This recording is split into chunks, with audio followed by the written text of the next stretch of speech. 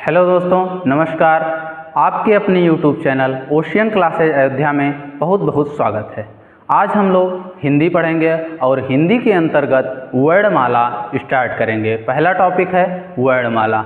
वर्णमाला आइए बिना देर किए शुरू करते हैं। शुरू करना है हमें वर्णमाला। वर्णमाला सबसे पहले हम समझते हैं कि वर्णमाला क्या है। तो जैसा कि आपने देखा कि वर्णमाला जो है ये दो शब्दों से मिलकर बना हुआ है। कितने शब्दों से? दो शब्दों से मिलकर बना हुआ है। पहला शब्द है वर्ण। पहला शब्द क्या है? वर्ण। और दूसरा शब्द है माला। दूसरा शब्द क्या है? माला, है ना। अब इसमें एक शब्द आता है वर्ण और दूसरा क्या आता है? माला। तो वर्णमाला कहते किसे हैं? वर्णों के सार्थक क्रम को वर्णमाला कहा जाता है। क्या कहा जाता है? वर्ण का अर्थ क्या होता है? ऐसी ध्वनियाँ। वर्ण का अर्थ ध्वनि की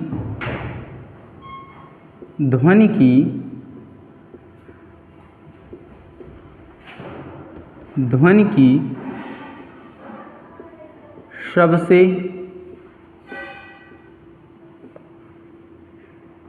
छोटी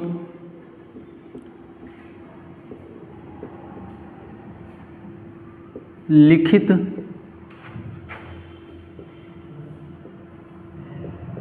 इकाई को वर्ण कहते हैं। हमने क्या समझा कि ध्वनि की सबसे छोटी लिखित इकाई को ये ध्वनि नहीं, क्या होगा? भाषा होगा। क्या होगा? भाषा होगा। भाषा की सबसे छोटी लिखित इकाई को क्या कहते हैं? वर्ण कहते हैं। क्या कहते हैं? वर्ण कहते हैं। अब वर्ण तो हमने समझ लिया। अब माला क्या होती है? जब किसी चीज़ को एक क्रम में लगाया जाए, तो उसे क्या कहते हैं? माला कहते हैं। तो हमने क्या समझा? भाषा की सबसे छोटी इकाई, लिखित इकाई को वर्ण कहते हैं और इसी वर्णों के क्रम में लगाए जाने को माला कहते हैं। तो वर्णमाला की परिभाषा क्या निकल के आई? वर्णमाला की परिभाषा क्या निकल के आई? वर्णमाला की परिभाषा क्या निकल के आई? कि वर्णों के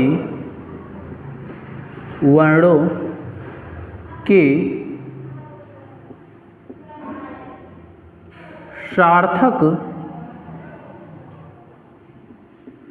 क्रम को वर्णमाला कहते हैं। क्या कहते हैं? वर्णमाला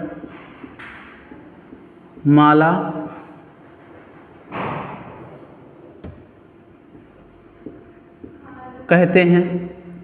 क्या देखा हमने कि वर्णों के सार्थक क्रम को क्या कहते हैं? वर्णमाला कहते हैं। इतनी बात समझ में आई होगी। आइए इसके आगे देखते हैं कि वर्णमाला में क्या होता है। सबसे पहले हम देखेंगे क्या वर्णमाला में कितने अक्षर होते हैं, कितने वर्ण होते हैं। इससे पहले एक चीज़ हम और जान लेते हैं। वर्ण को हम क्या कहते हैं? ध्वनि भी कहते हैं। वर्ण को हम क्या कहते हैं? ध्वनि भी कहते हैं। तो वर्ण को ध्वनि भी कहते हैं। तो ध्वनि किसे कहते हैं? ध्वनि किसे कहते हैं? तो जानते हैं ध्वनि किसे कहते हैं? किसे कहते हैं ध्वनि? ध्वनि तो जब भाषा को मौखिक रूप में प्रस्तुत किया जाता है, तो उसे ध्वनि कहते हैं। क्या कहते हैं? आइए लिखते हैं। भाषा के मौखिक रूप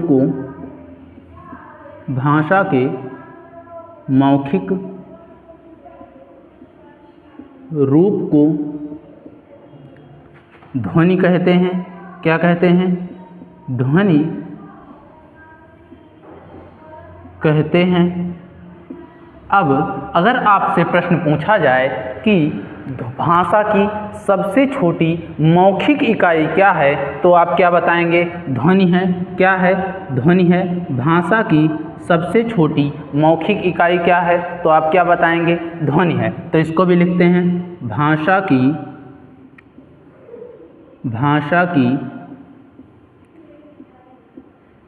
सबसे छोटी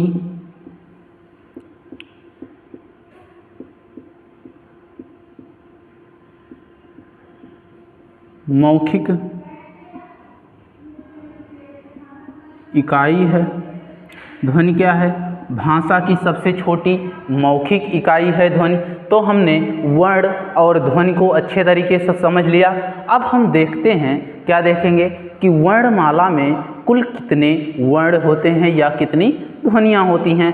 तो वर्णमाला में कुल ध्वनि,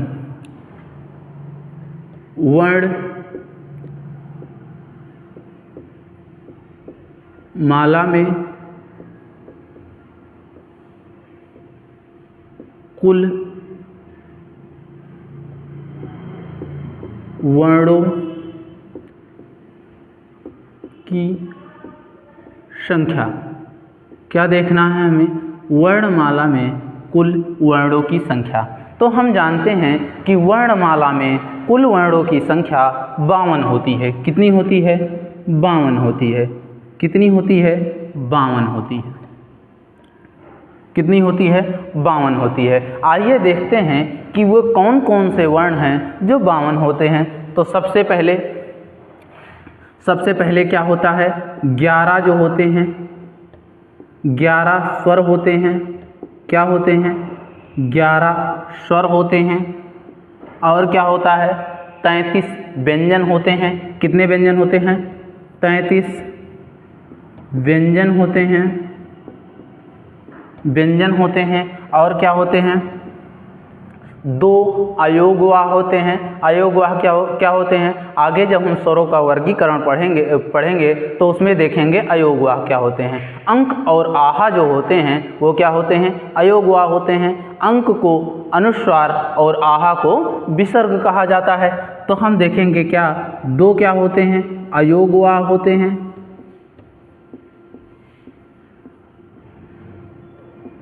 अयोगवाह 2 क्या होते हैं, अयोगवाह होते हैं। इसके बाद में 2 जो होते हैं वो उच्छिप्त व्यंजन होते हैं। क्या होते हैं, 2 जो होते हैं वो उच्छिप्त व्यंजन होते हैं। उच्छिप्त व्यंजन होते हैं।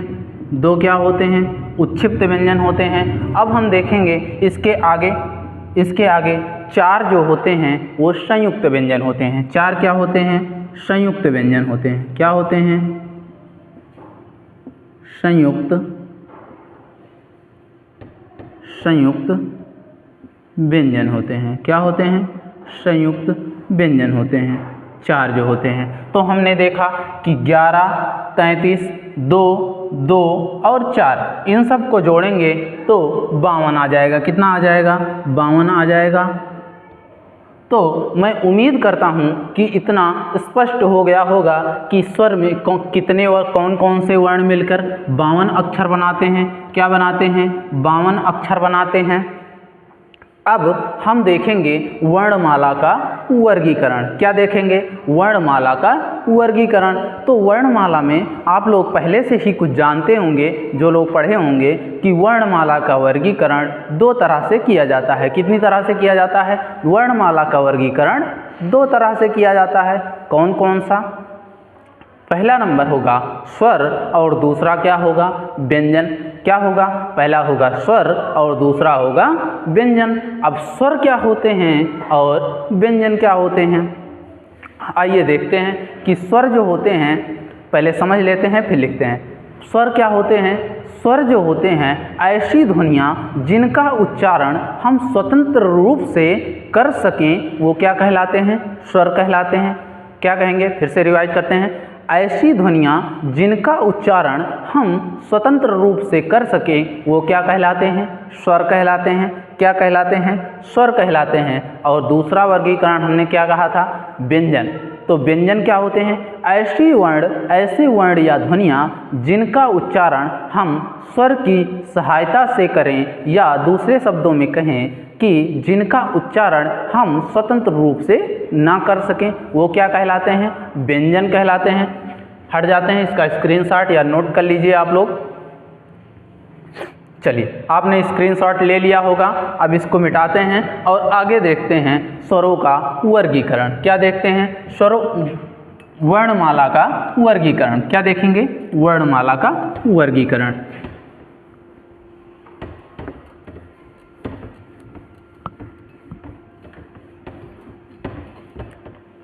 चलिए, वर्णमाला है ना।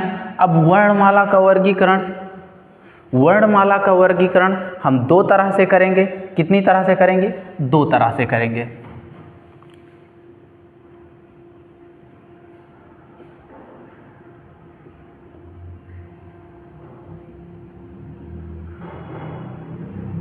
दो तरह से करेंगे। पहला क्या होगा? पहला हमारा होगा स्वर और दूसरा क्या होगा? व्यंजन, है ना। वर्णमाला का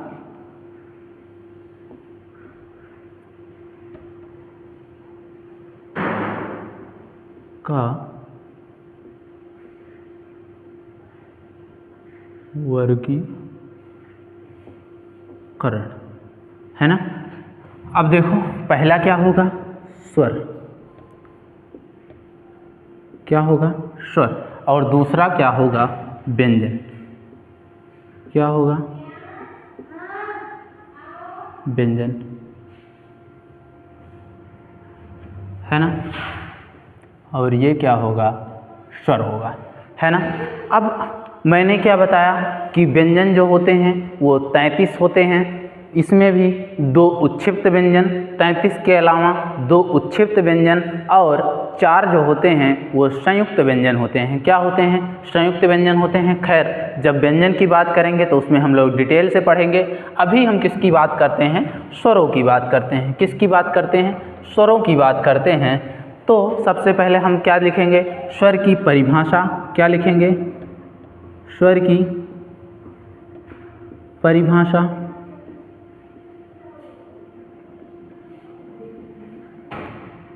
तो इसमें क्या लिखेंगे?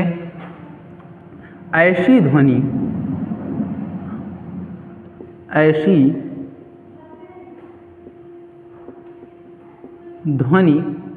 या वर्ण जिसका उच्चारण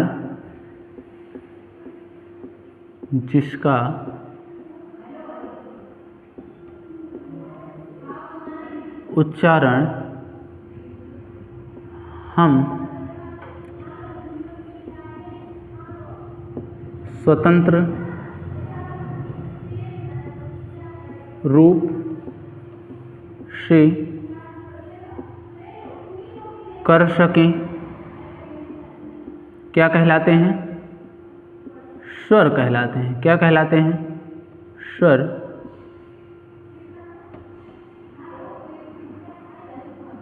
स्वर कहलाते हैं। क्या कहलाते हैं? स्वर कहलाते हैं। तो हमने क्या देखा? ऐसी ध्वनियाँ जिसका उच्चारण हम स्वतंत्र रूप से कर सकें, क्या कहलाते हैं? स्वर कहलाते हैं। स्वर की एक प्रॉपर्टी होती है कि स्वर जो होते हैं ये हमेशा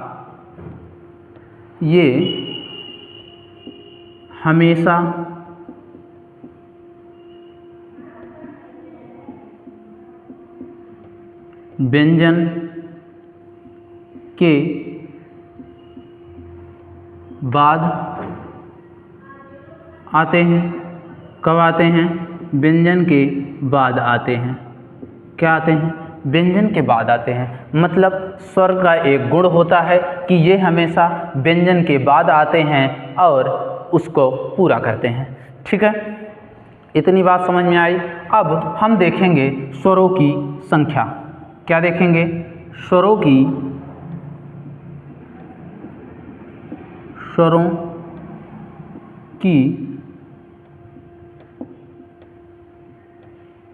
संख्या। क्या देखेंगे? स्वरों की संख्या।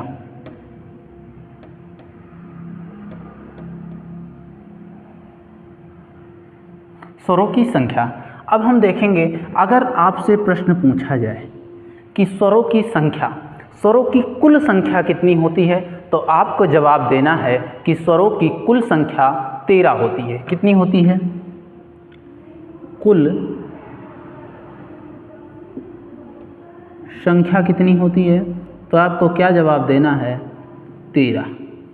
अगर पूछेगा स्वरों की संख्या, क्या पूछेगा? स्वरों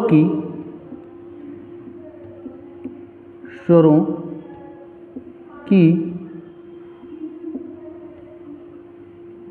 संख्या, तो आपको क्या बताना है?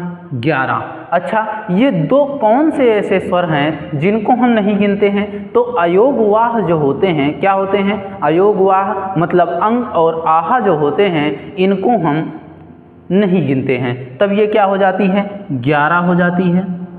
क्या हो जाती है? 11 हो जाती है। और जब पूछे कि उच्चारण के आधार पर स्वरों की संख्या कितनी होती है, क्या पूछे? उच्चारण के आधार पर स्वर, तो आपको क्या बताना है? उच्चारण के आधार पर स्वर जो होते हैं वो 10 होते हैं। कितने होते हैं? 10 होते हैं। कितने होते हैं? 10 होते हैं। अच्छा, ये कौन सा ऐसा स्वर है जो नहीं होता है उच्चारण के स्थान पर? तो री जो होता है, री, इधर लिखते हैं, री जो होता है, री, है ना? ये री का उच्चारण हम लोग रा के रूप में करते हैं। किस रूप में करते हैं? रा के रूप में करते हैं। तो क्या हो जाता है? इसलिए इसको उच्चारण के आधार पर स्वर में नहीं गिना जाता है। अब हम लोग देखेंगे कि मात्रा के आधार पर स्वर कितने होते हैं। किस आधार पर? मात्रा के आधार पर स्वर, है ना? हम लोग क्या देखेंगे? मात्रा के आधार पर स्वर कितने होते हैं? तो मात्रा के आधार पर भी स्वर कितने होते हैं? 10 होते हैं। कितने होते हैं? 10 होते हैं। अच्छा भैया, क्यों 10 होते हैं? क्यों 10 होते हैं? क्योंकि जो मात्रा के आधार पर स्वर होते हैं, इसमें आ जो होता है, क्या? छोटा आ जो होता है, इसको नहीं गिना जाता है। क्यों नहीं गिना जाता है? क्योंकि आ को हम लोग शहीद स्वर कहते हैं। क्या कहते हैं? आ को हम लोग शहीद स्वर कहते हैं। क्या कहते हैं? शहीद स्वर कहते हैं। आ को हम लोग क्या कहते हैं? शहीद स्वर कहते हैं। क्यों शहीद स्वर कहते हैं? क्योंकि आ जो होता है वो किसी में मिलता है, जैसे का लिखा है, क्या लिखा है, जैसे क्या लिखा है, और इसके साथ आ मिल जाता है, तो ये इसी में विलीन हो जाता है। क्या हो जाता है? इसी में विलीन हो जाता है। और क्या निकल के आता है? का, है। क्या निकल के आता है? का, है ना? इतनी बात समझ में आई होगी। बताइए, समझ में आया? आगे देखें। चलिए, अब हम लोग देखेंगे, स्क्रीनशॉट वगैरह आपको जो लेना हो ले लीजिए। इसके बाद हम लोग क्या देखेंगे? इसके बाद देखेंगे स्वरों का वर्गीकरण। क्या देखेंगे? स्वरों का वर्गीकरण। स्वरों का वर्गीकरण। क्या देखेंगे? स्वरों का वर्गीकरण। आइए देखते हैं, इसको मिटा देते हैं।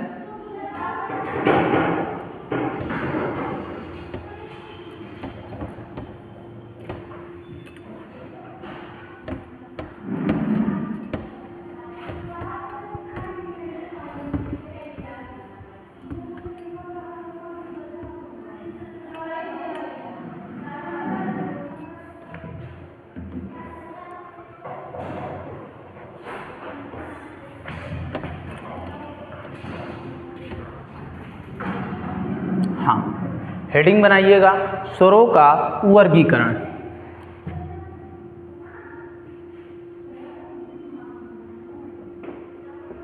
स्वरों का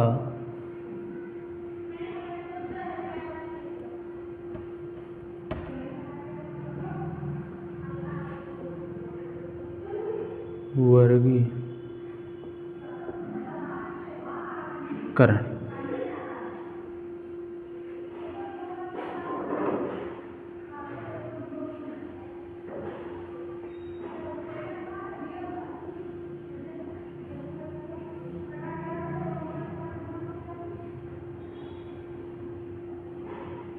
स्वरों का वर्गीकरण। अब स्वरों के वर्गीकरण, अब हम लोग देखेंगे कि किस आधार पर स्वर का वर्गीकरण किया जाता है। तो स्वरों का वर्गीकरण हम लोग कितने आधार पर करेंगे? 4 आधार पर। कितने आधार पर? 4 आधार पर। 4 आधार पर। सबसे पहले क्या देखेंगे? सबसे पहले हम लोग देखेंगे क्या? मात्रा के आधार पर स्वर। किस आधार पर? मात्रा के आधार पर स्वर। फिर दूसरा हम लोग क्या देखेंगे?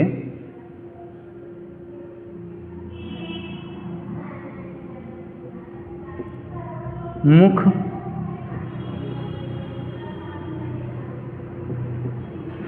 खुलने के आधार पर स्वर। फिर क्या देखेंगे?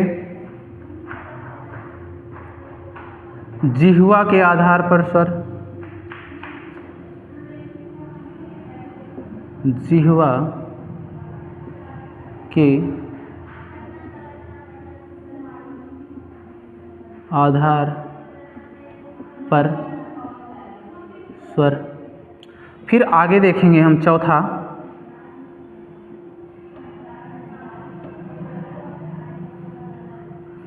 क्या देखेंगे?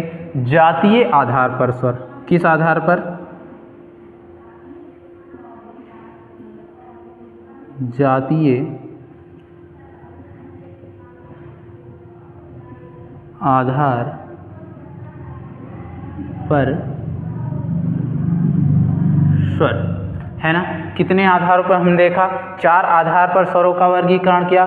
पहला मात्रा के आधार पर, दूसरा मुख खुलने के आधार पर, तीसरा जिह्वा के आधार पर और चौथा जातीय आधार पर। इतनी बात समझ में आई होगी। अच्छा, मात्रा के आधार पर मतलब कि मात्रा के आधार का मतलब कि हम लोग मात्रा को आधार बनाकर स्वर कितने प्रकार के होते हैं उसको हम लोग देखेंगे। अभी हमने देखा था कि मात्रा के अनुसार स्वर कितने होते हैं। तो हमने क्या देखा था? 10 होते हैं। कितने होते हैं? 10 होते हैं। लेकिन मात्रा के आधार पर स्वर के प्रकार कितने होते हैं? तो आइए देखते हैं। मात्रा के आधार पर स्वर के प्रकार, तो क्या देखेंगे हम लोग कि मात्रा के आधार पर स्वर के 3 प्रकार होते हैं। कितने प्रकार होते हैं? 3 प्रकार होते हैं। कौन कौन सा? पहले हम लोग देखेंगे ह्रस्व स्वर। कौन सा देखेंगे? ह्रस्व स्वर। इसी को क्या कहते हैं? लघु स्वर। क्या बोलते हैं? लघु स्वर। और इसी को क्या कहते हैं? इसी को एक मात्रिक स्वर बोलते हैं। क्या बोलते हैं? एक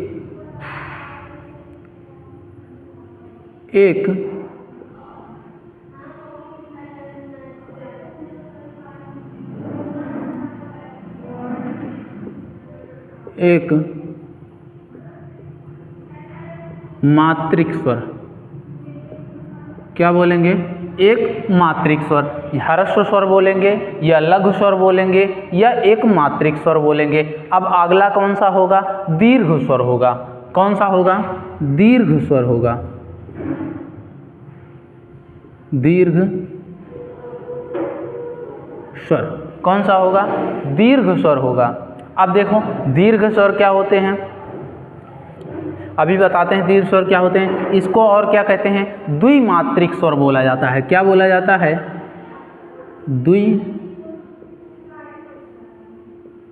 द्विमात्रिक स्वर।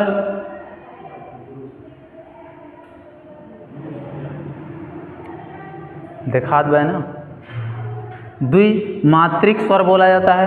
क्या बोला जाता है? द्विमात्रिक स्वर बोला जाता है। और अगला तीसरा प्रकार जो है, अंतिम प्रकार, इसे क्या बोलते हैं? पुलुप्त स्वर। क्या बोलते हैं? पुलुप्त स्वर। क्या बोलते हैं?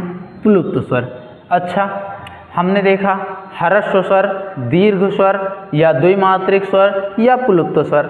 आइए जानते हैं कि ये ह्रस्व स्वर क्या होता है, एक या दीर्घ स्वर क्या होता है, या पुलुप्त स्वर क्या होता है। इतने आप लोग स्क्रीनशॉट वगैरह ले लीजिए जो लेना है, उसके बाद मिटाते हैं, फिर आगे देखते हैं। ले लिया होगा स्क्रीनशॉट? मिटाएं? लिख लो भैया। हाँ, अब हम लोग क्या देखेंगे?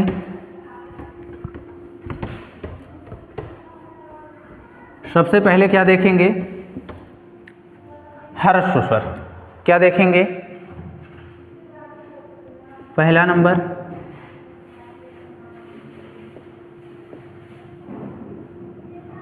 ह्रस्व स्वर। क्या देखेंगे? ह्रस्व स्वर। सबसे पहले ह्रस्व स्वर क्या होता है? ह्रस्व स्वर क्या होता है?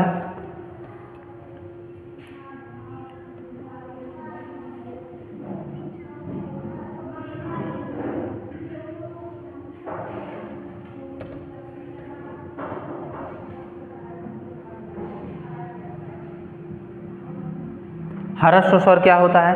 तो ऐसे स्वर, इसी को हमने और क्या नाम दिया था? बताइए क्या नाम दिया था? ह्रस्व स्वर या लघु स्वर या एक मात्रिक स्वर।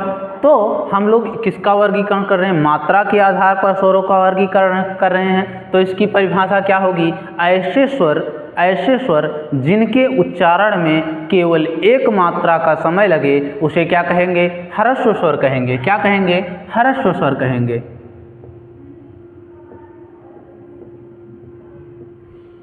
ऐसे स्वर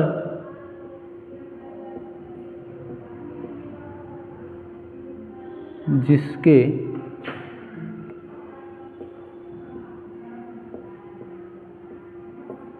उच्चारण में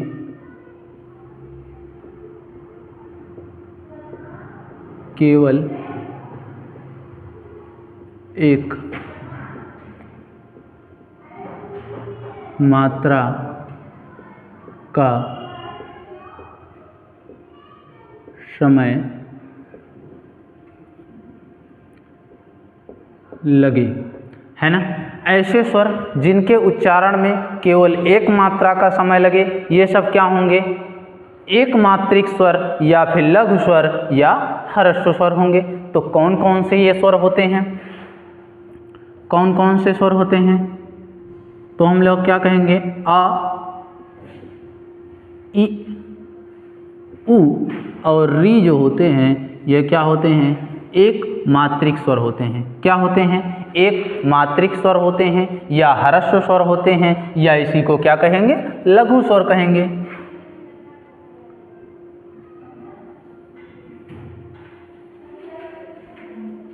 और इनका चिन्ह जो होता है,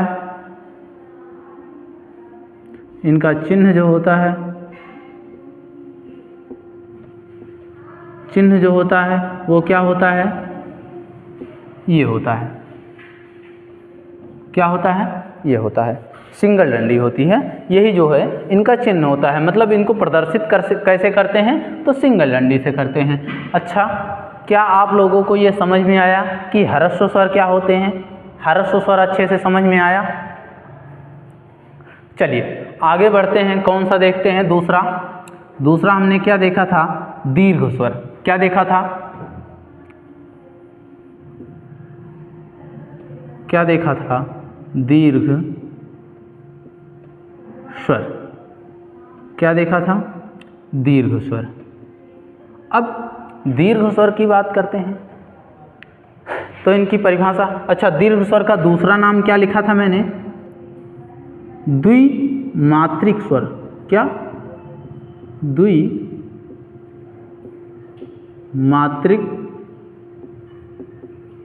स्वर। तो इसके नाम से कुछ स्पष्ट हो रहा होगा, इसके नाम से कुछ स्पष्ट हो रहा होगा कि ये जो स्वर है, मतलब कि इसकी परिभाषा क्या लिखेंगे? इसकी परिभाषा क्या लिखेंगे कि ऐसे स्वर, ऐसे स्वर जिनके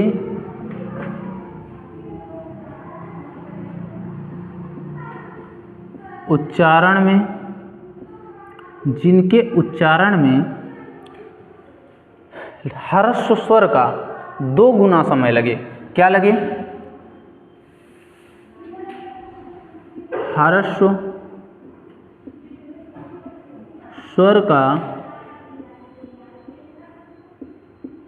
2 गुना समय लगे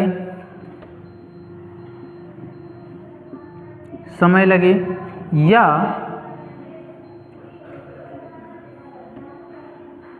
दो मात्रा का समय लगे। क्या? 2 मात्रा का समय लगे तो ये क्या हो जाएंगे? क्या हो जाएंगे? दीर्घ स्वर हो जाएंगे। क्या हो जाएंगे? दीर्घ स्वर हो जाएंगे। अच्छा, इसके चिन्ह की बात करते हैं।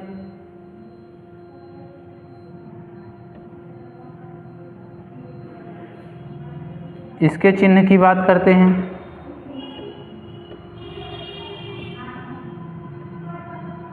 इसके चिन्ह की बात करते हैं तो इसका चिन्ह जो है,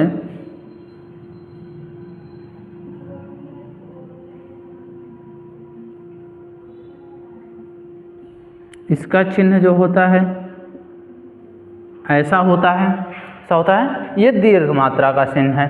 अब हम लोग क्या समझेंगे? अब क्या देखेंगे कि ये कौन कौन से होते हैं। तो सबसे पहले बड़ा आ, मेरे साथ बोलते जाइए। बड़ा आ, बड़ी ई, बड़ा ऊ, ए, आए, ओ और क्या? औ। औ। एक बार फिर से मेरे साथ रिपीट करिए। आ, ई, ऊ, ए, ऐ, ओ, औ। आई बात समझ में? तो दीर्घ स्वर भी समझ में आ गया। इतने में कोई दिक्कत, कोई परेशानी? चलिए आप लोग स्क्रीनशॉट ले लीजिए या फिर नोट कर लीजिए।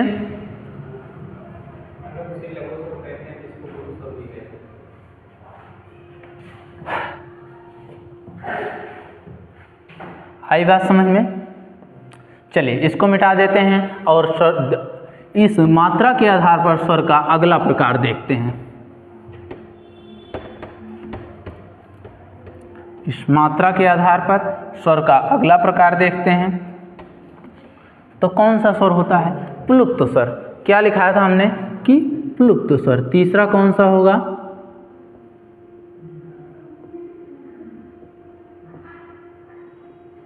प्लुप्त स्वर। क्या देखा हमने? प्लुप्त स्वर। तो प्लुप्त स्वर किसे कहते हैं? क्या देखें, क्या कहेंगे? ऐसे स्वर। क्या कहेंगे? ऐसे स्वर जिनके उच्चारण में ह्रस्व स्वर की तुलना में 3 गुना अधिक समय लगता है, उसे क्या कहते हैं? प्लुप्त स्वर कहते हैं। या दूसरे शब्दों में कहें, क्या कहें? दूसरे शब्दों में कहें कि ऐसे स्वर जिनके उच्चारण में 3 मात्रा का समय लगे या 3 मात्रा से अधिक समय लगे, उसे क्या कहेंगे? प्लुप्त स्वर कहेंगे। क्या कहेंगे? पुल्प्त स्वर कहेंगे। अच्छा जी, तो इसका प्रयोग कहाँ करते हैं? जब किसी को हम बुलाते हैं या कोई नाम खींच के लेते हैं, स्वर तंत्रियों को खींच के मतलब बढ़ा के लेते हैं, तो वो क्या होता है? पुल्प्त स्वर होता है। जैसे मैंने कहा राम, क्या कहा? राम सॉरी। जैसे मैंने कहा ओम, क्या कहा? ओम। आइए लिखते हैं,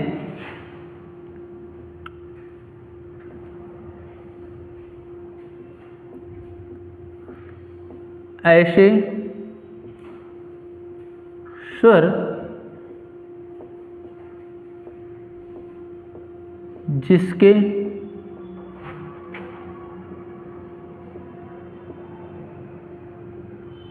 उच्चारण में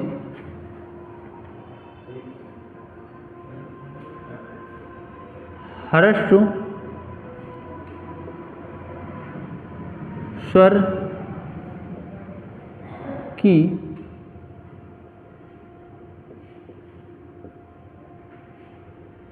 तुलना में ह्रस्व स्वर की तुलना में 3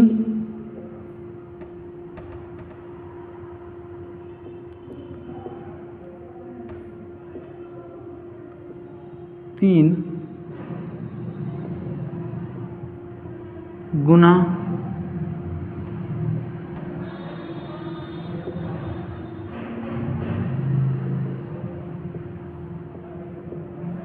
समय लगे, उसे क्या कहेंगे? पुल्प्त स्वर कहेंगे। या दूसरे शब्दों में क्या कहेंगे? या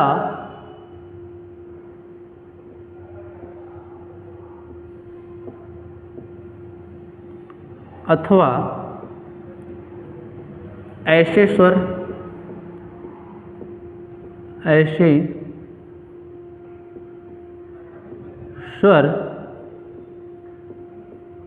जिसके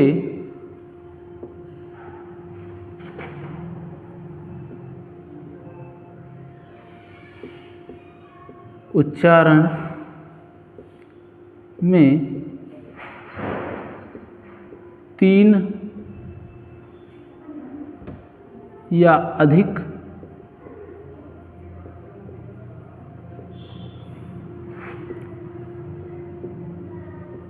मात्रा का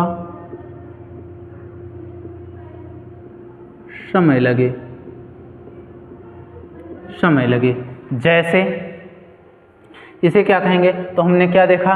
ऐसे स्वर जिसके उच्चारण में ह्रस्व स्वर की तुलना में 3 गुना का समय लगे, अथवा ऐसे स्वर जिसके उच्चारण में 3 या उससे अधिक समय लगे, अधिक मात्रा का समय लगे, उसे क्या कहेंगे? पुल्प्त स्वर कहेंगे। क्या कहेंगे? पुल्प्त स्वर कहेंगे। जैसे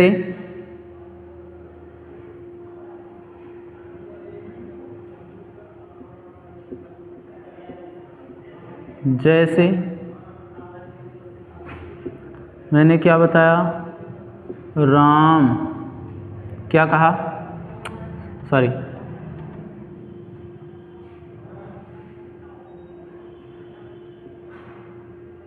राम, क्या कहा? ओम आदि। मेरे ख्याल से आपको इतनी बात समझ में आई होगी। इतनी बात समझ में आई। अब इसके आगे का टॉपिक हम लोग अगली वीडियो में देखेंगे। तब तक आप लोग चैनल को इसी तरह से प्यार देते रहिए, और अगर वीडियो पसंद आए तो चैनल को सब्सक्राइब करिए, वीडियो को लाइक करिए और ज़्यादा से ज़्यादा शेयर करते रहिए। नमस्कार, धन्यवाद आप लोगों का अब तक हमारे साथ बने रहने के लिए।